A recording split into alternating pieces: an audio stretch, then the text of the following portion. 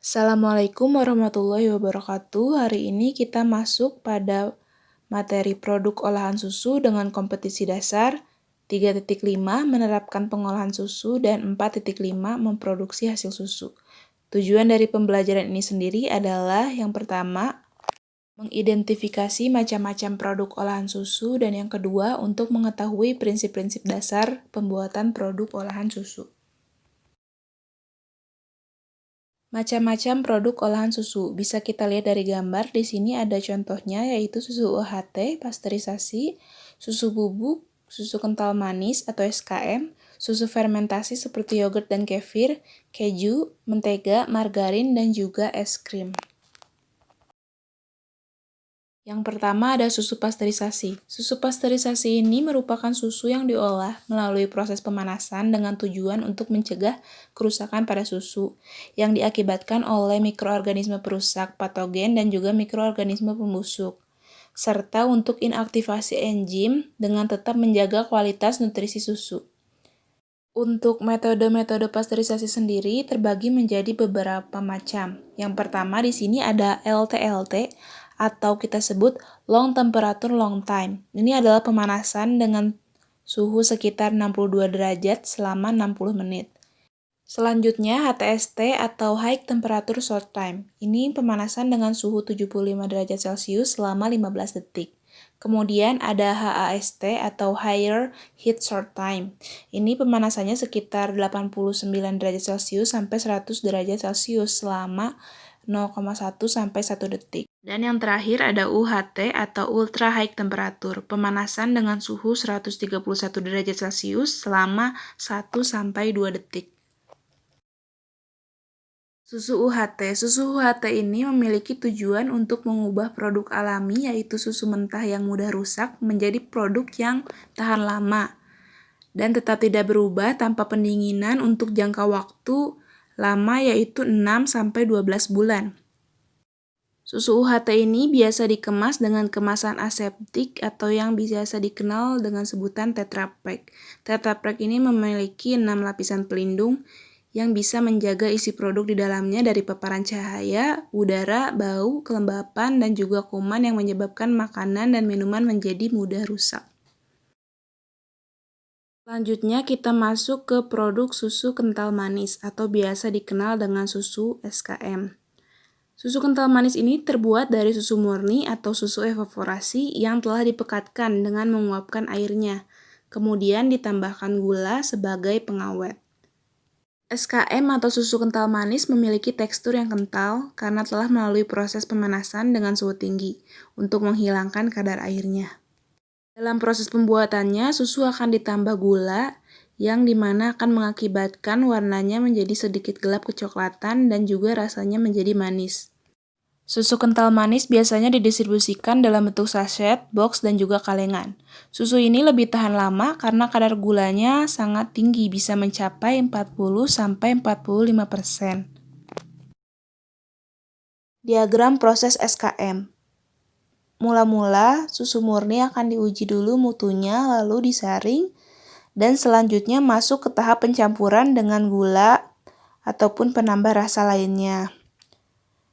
Selanjutnya masuk pada tahap pasteurisasi, dan kemudian langsung dilanjut pada tahap evaporasi agar susu berkurang kadar airnya dan mencapai kekentalan tertentu.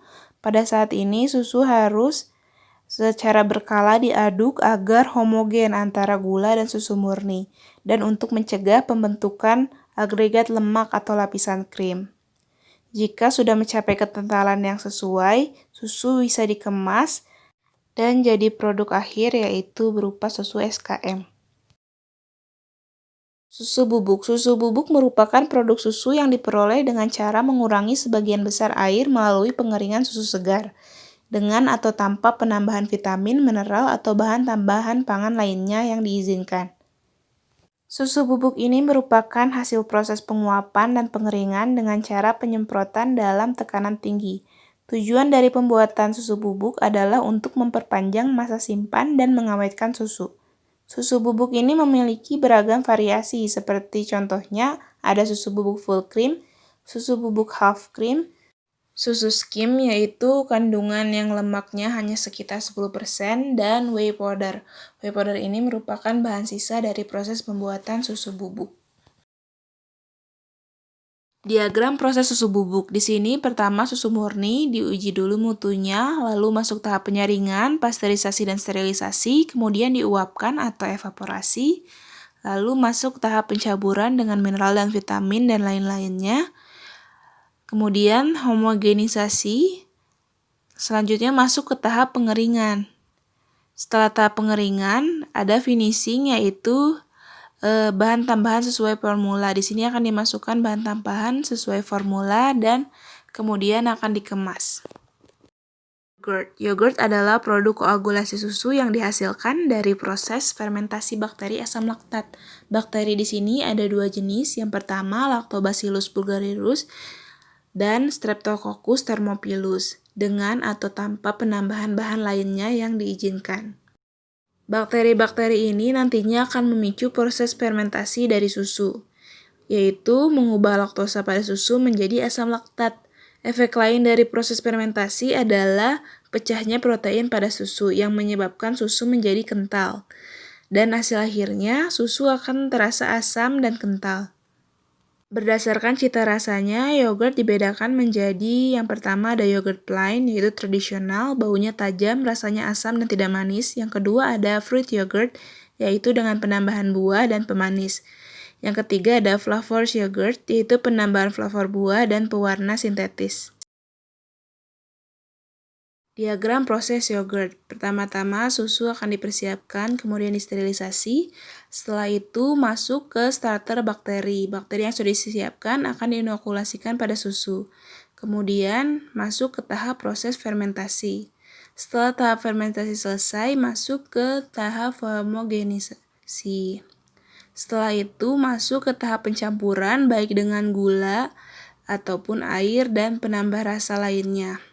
Setelah tahapan pencampuran selesai, bisa dilanjut pada pengemasan produk, sehingga dihasilkan yogurt. Kemudian ada produk kefir. Kefir adalah minuman yang terbuat dari susu dengan proses fermentasi. Minuman ini berasal dari daerah Kaukasus. Kefir merupakan minuman fermentasi yang mengandung bakteri dan ragi, yang dibuat dari bibit atau biji kefir. Sekilas memang kefir terlihat seperti yogurt, namun keduanya merupakan minuman yang berbeda. Meski sama-sama melalui proses fermentasi, kefir lebih berwujud cair seperti susu, sedangkan yogurt lebih kental. Kefir juga memiliki rasa yang asam dan sedikit pahit. Mentega. Mentega adalah makanan produk susu yang dibuat dengan cara mengadukan krim yang didapat dari susu. Biasanya digunakan sebagai olesan roti dan biskuit, atau sebagai perantara lemak di beberapa resep roti dan masakan. Mentega dibuat dengan cara pengadukan krim susu menggunakan alat pengaduk mentega sampai berbentuk padat. Nantinya krim susu akan terpisah menjadi dua fase, yaitu bagian lemak yang padat dan bagian cair. Untuk cairan yang terpisah dari mentega selama proses pengadukan itu dinamakan buttermilk atau susu mentega. Keju. Keju adalah sebuah makanan yang dihasilkan dengan memisahkan zat-zat padat dalam susu melalui proses pengentalan atau koagulasi. Produk dibuat dengan cara mengkoagulasikan kasein susu, susu krim, ataupun susu yang kaya dengan krim. Koagulasi dapat dilakukan dengan menggunakan garam, asam, atau enzim pemekat dan kombinasinya. Proses pengentalan ini dilakukan dengan bantuan bakteri atau enzim tertentu yang disebut rennet. Setelah dikoagulasikan, akan didapatkan curd, yaitu padatan yang sebagian besar kandungannya adalah protein, dan juga whey, yaitu cairan hasil samping dari keju. Selanjutnya akan ada video berupa pembuatan keju mozzarella.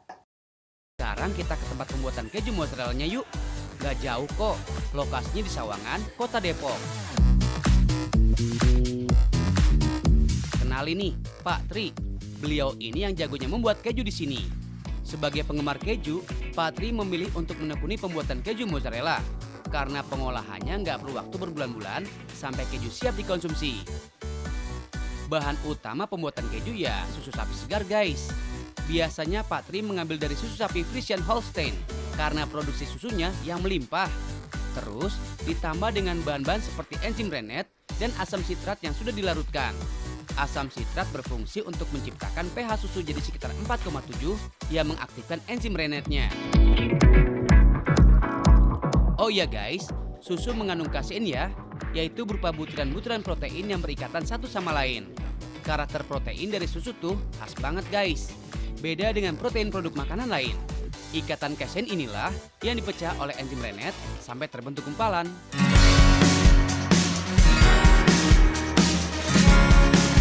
Nah, gumpalan ini nih si calon kejunya nanti, atau disebut juga keju muda.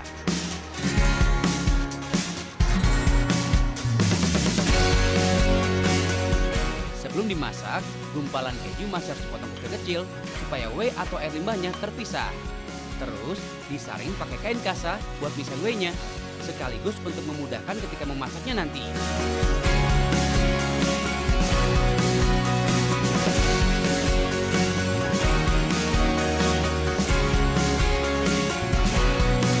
Setelah 3 kali penyaringan, baru deh padatannya dimasak dengan api kecil. Ditambah juga garam sebagai perasanya. Selama pemasakan harus terus diaduk ya guys.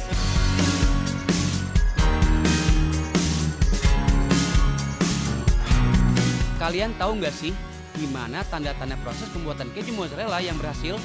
Pas ditarik, kejunya nggak putus-putus guys. Udah gitu, teksturnya jadi kalis dan licin. Kuncinya ya dari susu sapi yang benar-benar segar nih guys.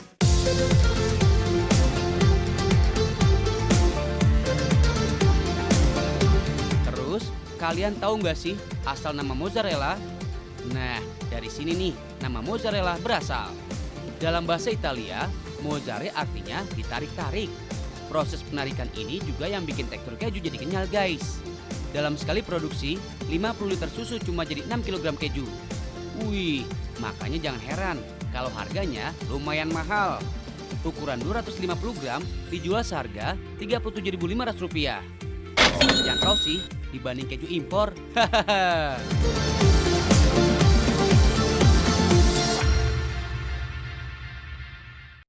Nah, seperti itu kira-kira gambaran untuk pembuatan keju.